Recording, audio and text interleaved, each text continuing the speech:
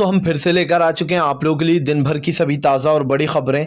एक एक कर आपको सारी खबरों की जानकारी देंगे। आज देश दुनिया में क्या कुछ हो रहा है। दरअसल दोस्तों सबसे पहली जो बिग ब्रेकिंग न्यूज़ आ रही है, किसान नेता राकेश टिकैत बोले फिलहाल आप लोग बता दें राजनीति एक बीमारी, जी हाँ इसमें नहीं पड़ेंगे लेकिन आंदोलन ऐसा ही चलता रहेगा। यानी कि दोस्तों राकेश टिकैत ने इशारों में कह दिया कि फिलहाल भाजपा का सफाया तो तय है। इसके बारे में आपको विस्तार से बताएंगे।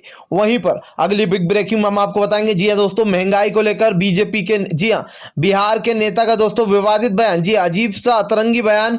बोले महंगाई से आम जनता को कोई फर्क नहीं पड़ रहा है, वो तो कुछ खास लोगों को पड़ रहा है। सोचिए दोस्तों, आम जनता को इनका कहना है महंगाई से कुछ फर्क नहीं पड़ रहा है, उनको तो आदत हो जाएगी। मतलब आम इंसान के पास तो सोच लीजिए, अब नेता ही जो है यहाँ पर बीजेपी और जेडीयू के नेता इस तरीके के बयान दे रहे हैं कि फिलहाल इससे महंगाई से आम जनता को कोई परेशानी नहीं है बल्कि कुछ खास लोगों को। इनका नाम है नारायण प्रसाद, इनके बारे में आपको बताएंगे।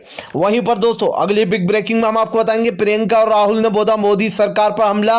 राहुल गांधी ने कहा फिलहाल मोदी सरकार जुमलेबाज है। जी हाँ जुमलेबाजी करती है लगातार। पेट्रोल डीजल के दामों में दोस्तों आज भी बढ़त, जी हाँ आज भी दोस्तों यहाँ पर 35 पैसे प्रति लीटर पेट्रोल पे बढ़ा है और वहीं पर डीजल पे भी दोस्तों 36 पैसे के आसपास बढ़ा है। यानी कि रोजाना जो है यहाँ पर पेट्रोल डीजल के भाव बढ़ते ही जा रहा है। इसके बारे में भी आपको बताएंगे। वहीं पर दोस्तों अगली बिग ब्रेकिंग में हम आपको बताएंगे। जी पामेला मामले में मोदी सरकार घिरी। बोले बीजेपी में कुछ ऐसे ही नेताओं को छुपा रखा, जी हाँ जो ड्रग्स और इस टाइप की चीजों में फंसते हैं। इसके बारे में आपको बताएंगे। वहीं पर दोस्तों अगली बिग ब्रेकिंग में हम आपको बताएंगे सड़क पर आया अंबानी, जी हाँ जियो की गिरी रेटिंग तो लोगों ने जमकर लोगों ने किया ट्रोल, जी हाँ सोशल मीडिया पर। इसके बारे में भी आपको विस्तार से बताएंगे। वहीं पर दोस्तों अमित शाह ने बुलाई तत्काल में मीटिंग जाट लोगों से, जी हाँ जाट लोगों की नाराजगी को दूर करने के लिए अमित शाह ने लगाया अपने लोग काम पर। जी हाँ यानी कि अब दोस्तों लोगों से जब उन्हें डर लग रहा है कि कहीं उत्तर प्रदेश में सफाया ना हो जाए, इसको लेकर सरकार जो है फिर से एकदम सतर्क हो गई है। इसके बारे में भी आपको विस्तार से बताएंगे। तो सारी खबरें एक एक कर देंगे। फिलहाल खैर चलिए बढ़ते हैं सबसे पहली और सबसे बड़ी खबर की ओर। दरअसल दोस्तों आप लोग बता दें किसान नेता राकेश टिकैत बोले फिलहाल राजनीति एक बीमारी, जी हाँ अब इसमें कभी नहीं पड़ेंगे। दरअसल दोस्तों आप लोग बता 2014 में राकेश टिकैत जो है चुनाव लड़े थे। उसके बाद अब आज जब राकेश टिकैत से पूछा गया तो उन्होंने कहा फिलहाल हम अपने किसान आंदोलन पर नजरें गड़ाए रखेंगे, राजनीति से हमें कुछ भी लेना देना नहीं है, राजनीति एक बीमारी है। राकेश टिकैत ने कहा फिलहाल सरकार कितने ही पैतरे आजमा ले, कितना ही कुछ कर ले, यहां से हिलने वाले नहीं है। जी सरकार एक बात कान खोल के सुन ले, यह आंदोलन इसी तरीके से जारी रहेगा जब तक के तीनों कृषि कानून वापस नहीं ले लेती सरकार, एमएसपी पर एक्ट नहीं बना देती, तब तक घर वापसी का कोई भी जो है यहां पर चांस नहीं है। यानी कि दोस्तों राकेश टिकैत ने ऐलान कर दिया कि फिलहाल राजनीति जहां जहां जो यहां पर चुनाव होंगे वहां वहां रणनीति बदलती जाएगी। फिलहाल खैर चलिए हम बढ़ते हैं और अगली बिग ब्रेकिंग की तरफ। बता दोस्तों अगली जो बड़ी खबर निकल कर आ रही महंगाई को लेकर, आप लोग बता दें महंगाई को लेकर जबरदस्त तरीके से घिरते हुए नजर आ रहा है नारायण प्रसाद। जी हाँ आप लोग बता दें बिहार के नेता नारायण प्रसाद का दोस्तों अटपटा बेतुका बयान आया है। दरअसल जब उनसे पूछा गया कि जनता महंगाई से परेशान हो रही है, पेट्रोल डीजल के भाव बढ़ते जा रहे हैं, तो आप लोग बता दें इनका कहना था कि जनता तो परेशान नहीं हो रही लेकिन कुछ खास लोग परेशान हो रहे हैं राजनीतिक। सोचिए दोस्तों नारायण प्रसाद का सीधा सीधा कहना है कि लोगों को जो आम जनता है उसको तो महंगाई की आदत पड़ जाएगी, जी हाँ लेकिन जो खास लोग हैं उनको महंगाई की आदत नहीं पड़ रही है और वो लोग कर रहे हैं ज्यादा प्रदर्शन। यानी कि सोचिए दोस्तों आम जनता के सर पर एक तरीके से बजट लाया गया, बजट में ये बताया गया कि अब आम जनता को फायदा मिलेगा। लगभग हो क्या रहा है, पूरा आज 12वां दिन हो चुका, शतक पड़ चुकी है, एक के बाद एक पेट्रोल के रोज दाम बढ़ते चले जा रहे हैं। और ऐसा नहीं हुआ कि कच्चे तेल के दामों में कोई बहुत बड़ा इजाफा हो गया हो या फिर उसके दाम बढ़ गए हो। अब इस तरीके के जब दोस्तों यहां पर भाजपा और एनडीए के नेता ही ऐसे बयान देंगे, नारायण प्रसाद ने जब ये बयान दिया तो क्या उन्होंने सोचा था कि बेचारा गरीब आदमी पेट्रोल कैसे डलाएगा। उनका कहना है कि गरीब आदमी तो बसों और जो है यहाँ पर ट्रेन से जाता है, तो दोस्तों बसों और ट्रेन में क्या बस में क्या डीजल नहीं डलता है? क्योंकि नारायण प्रसाद को थोड़ी सी सहानुभूति दे के आ जाए तो अच्छा होगा। या फिर अगर उनको ऐसा लगता है कि आम जनता कोई फर्क नहीं पड़ता तो जरा 2 दिन आम जनता की जिंदगी जीकर देख लें। कैसे मतलब दोस्तों कुछ दिमाग है या नहीं इनमें, या फिर बस बेच खाया। सोचिए आप जो ट्रेन चल रही है वो भी किसी चीज से ही चल रही है यहाँ पर, और बोला जा रहा है कि भाई बस आम जनता तो बस और ट्रेन से सफर करती है। अरे भले मानस बस का टिकट बढ़ेगा, ट्रेन का भी बढ़ेगा। फिलहाल खैर चलिए हम बढ़ते हैं एक और अगली बिग ब्रेकिंग की तरफ। बता दोस्तों अगली जो बड़ी खबर निकल के आ रही है, फिलहाल मोदी सरकार घिर गई चौतरफा। जी हाँ, राहुल गांधी का बड़ा हमला, बोले फिलहाल जुमलेबाज सरकार है ये। दरअसल दोस्तों आप लोग बता दें, लगातार केंद्र को घेरने का काम कर रहा है राहुल और प्रियंका। जी हाँ, प्रियंका गांधी ने भी दोस्तों मोदी सरकार को घेरते हुए लिखा कि फिलहाल मोदी जी के जब आने वाले थे तो लोगों ने कहा था कि अच्छे दिन आने वाले हैं। अब तो अच्छे दिन उसी दिन आएंगे जिस दिन पेट्रोल और डीजल के दाम कम हो जाएंगे। उस दिन अगर ये जुमला बोलोगे तो फिर भी फिट हो जाएगा। यानी कि दोस्तों प्रियंका गांधी ने मोदी सरकार को चौतरफा घेर लिया। उधर दूसरी तरफ दोस्तों आपको बता दें, आज प्रियंका गांधी की जो यहाँ पर रैली भी है। जी पश्चिमी उत्तर प्रदेश में जो प्रियंका गांधी आज पहुंची। आप लोग बताएं जगह जगह जो यहाँ पर प्रियंका गांधी भी पंचायतें करती फिर रही है। इससे दोस्तों एक चीज तो तय हो चुकी है कि फिलहाल भाजपा का पूरी तरीके से सफाया होना तय। हालांकि दोस्तों कई किसानों ने यह इल्जाम लगा दिया कि भाजपा अपने घमंड में इसलिए बात नहीं कर रही है क्योंकि उनके पास ईवीएम है और वो ईवीएम के जरिए वोट चुनाव जीत जाएंगे। जानबूझकर वो छोटी मोटी जगहों पर हार जाते हैं। कुछ लोगों का यह भी कहना था कि जानबूझकर वो ऐसी जगहों पर हार जाते हैं जहां पर लोगों को शक ना हो और थोड़ा बहुत हारते भी हैं, वरना लोग कहें कि ये जीत ही जीत कैसे रहे।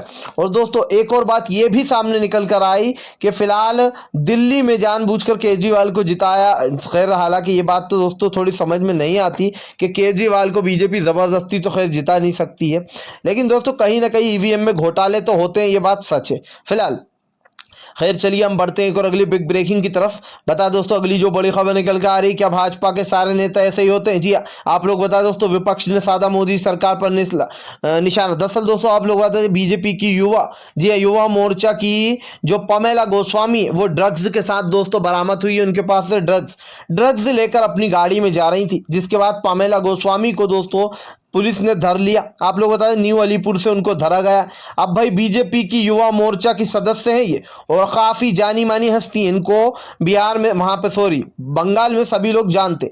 लेकिन दोस्तों सवाल यही उठता है, क्या सारा ठेका जो गैर कानूनी काम है वो बीजेपी ने ही ले रखा है? कोई लड़कियों के रेप कर रहा है, कोई जो है दोस्तों बीजेपी का नेता मर्डर कर रहा है, तो कोई जो है यहाँ पर ड्रग्स का काम कर रहा है। अब लोगों ने सवाल उठाने शुरू कर दिए। कहा फिलहाल भाजपा में ऐसे ही लोग भरे पड़े। जी हाँ, बिना पढ़े लिखे और अनज्ञानी लोग। जी हाँ, जिनके पास कुछ ज्ञान ही नहीं है। दोस्तों पीएम मोदी को ही ले लीजिए, खुद ही गला फाड़ फाड़ के चिल्लाया करते थे कि मनमोहन सिंह मुख्यमंत्री साहब को पेट्रोल के दाम कम करना चाहिए, और अब खुद ने 100 के पार भिजा दिया। अब मनमोहन सिंह अच्छे वो थे दोस्तों प्रधानमंत्री, या फिर मोदी प्रधानमंत्री अच्छे? सोचिए खुद। मनमोहन सिंह साहब का कार्यकाल अब तक का सबसे अच्छा कार्यकाल माना जाता है, क्योंकि दोस्तों उनके राज्य में सभी लोग खुश थे एक तरीके से। जो चीज़ों के दाम थे वो ज़्यादा बड़े नहीं थे, सस्ते थे। लेकिन ये बात तो बिल्कुल सच है कि फिलहाल सरकार न जाने क्यों सारा जो टैक्स है वो लगता है पेट्रोल और डीजल से ही हमसे सारा लूटने का काम करेगी। फिलहाल खैर चलिए हम बढ़ते हैं और अगले बिग ब्रेकिंग की तरफ। बता दोस्तों अगली जो बड़ी खबर निकल कर आ रही है, गुजरात नगर निकाय चुनाव में बीजेपी के प्रत्याशी ही आपस में भिड़ गए। दोस्तों ये तो आपने खूब सुना होगा कि बीजेपी के लोग हमेशा मारपीट करते, लेकिन इस बार तो बीजेपी के नेता ने अपनी ही पत्नी की पिटाई कर दी। वो भी किस लिए? सिर्फ चुनाव के लिए। दरअसल दोस्तों आप लोग बता दें कि यहाँ पर चुनाव को लेकर आपस में ही भिड़ पड़े हैं गुजरात के जाने माने नेता। जी हाँ, आप लोग बता दें पूर्व नरेंद्र जो है यहाँ पर उनकी 2 पत्नियां हैं। जी हाँ, उषा जो कि दोस्तों भाजपा में है, और एक का नाम है शांति जो कि यहाँ पर कांग्रेस से चुनाव लड़ रही हैं।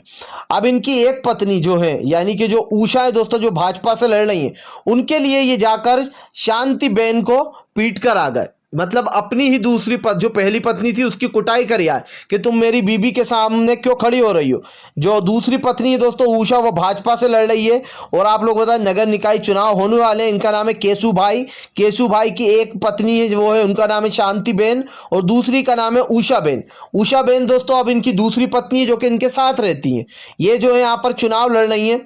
दूसरी इनकी पत्नी जो है दोस्तों उनका नाम है शांति बेन, और जो यहाँ पर उनको जबरदस्त तरीके से, यानी कि जो उषा बहन है वो उसके लिए वो अपनी दूसरी पत्नी जो पहली पत्नी थी शांता बहन, उनको घर पे जाकर कूट कर आ गए और तोड़फोड़ भी मचा दी। अब आप लोग सोचेंगे इसमें क्या बड़ी बात है, भाजपा के नेता तो ये सब करते ही रहते हैं। लेकिन दोस्तों बात यह है दोस्तों कि दोनों ही इनकी पत्नी थी, और इन्होंने रीजन क्या दिया कि साहब मेरी दोनों पत्नियों को लड़वाया जा रहा है, आमने सामने खड़ा करा जा रहा है। भाई जो तुम्हारी भाजपा से पत्नी खड़ी हुई है, अगर तुम इतना ही था तो उसको रोकना था, तुम अपनी पहली पत्नी को क्यों कूट के आ गए? तो दोस्तों इस तरीके से जो भाजपा के लोग हैं वो आपस में ही भिड़ते हुए नजर आ रहा है, यानी कि दूसरा तो बाद में इन पर उंगली उठाता है, पहले इनके लोग ही उंगली उठाते हैं।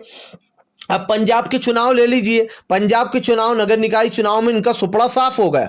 अब बंगाल की बारी है। सवाल ये उठता है दोस्तों कि जब इनका सुपड़ा साफ हो गया पंजाब से, तो उसके बाद इन्हीं के लोग कह रहे हैं कि ईवीएम में घोटाला हुआ, ईवीएम में घोटाला हुआ। तो भाई जब अमेरिका जैसे बड़े शहर में, सोचिए दोस्तों, अमेरिका कितना बड़ा शहर है, बहुत बड़ा शहर है अमेरिका, सबसे ज्यादा शक्तिशाली देश माना जाता है, सॉरी शहर बोल रहा हूं, सबसे ज्यादा शक्तिशाली दोस्तों देश माना जाता है अमेरिका। लेकिन दोस्तों अमेरिका में भी जो है यहां पर ईवीएम का यूज नहीं होता है। क्यों नहीं होता है? क्योंकि ईवीएम से घोटाले हो सकते हैं दोस्तों। ईवीएम एक मशीन है, उसमें कुछ भी खराबी आ सकती है। अब आप खुद सोचिए दोस्तों, बीजेपी ईवीएम का साथ क्यों नहीं छोड़ती? क्योंकि बीजेपी को पता है कि हमें अगर जनता वोट नहीं देगी तो हम ईवीएम के जरिए चुनाव जीतेंगे। जी हाँ, और जब तक दोस्तों ईवीएम नहीं हटेगी, यह हमारे सर पर एक बोझ है। जी हाँ, तब तक इस देश का भला नहीं होने वाला। आप एक दिन ईवीएम हटा के देख लो, जहां जहां बैलेट पेपर से चुनाव हुए दोस्तों, वहां वहां बीजेपी का सुपड़ा पूरी तरीके से साफ हुआ है। फिलहाल अगर आप भी शांतिपूर्ण ढंग से पीएम की इन सभी गलत नीतियों का दिल से विरोध करते हो और आप मानते हो ये सरकार सिर्फ एक तानाशाह सरकार है, इसको तत्काल में अपना इस्तीफा दे देना चाहिए, तो इस वीडियो को ज़्यादा से ज़्यादा शेयर कीजिए, लाइक कीजिए, और अगर आप हमारे चैनल पर पहली बार आएँ तो सब्सक्राइब करने के साथ साथ पास में एक घंटी आएगी यानी कि बेल आइकन, उसको ज़रूर दबाएँ ताकि हमारे हर वीडियो की अपडेट आपको मिल पाए। हम मिलेंगे आपसे नेक्स्ट वीडियो में, तब तक के लिए वंदे मातरम, जय हिंद।